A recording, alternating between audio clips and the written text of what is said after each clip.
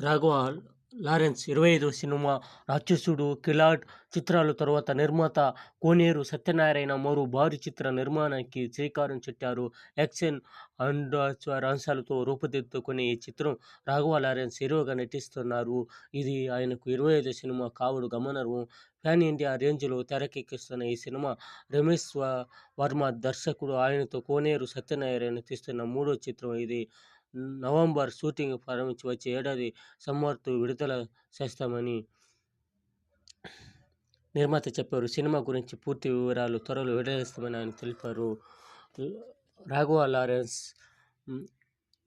Cinema హీరోనే కాదు, ముఖ్యంగా డాన్సర్. ఈ డాన్సర్ ఎంత బాగా నృత్యం చేస్తాడు.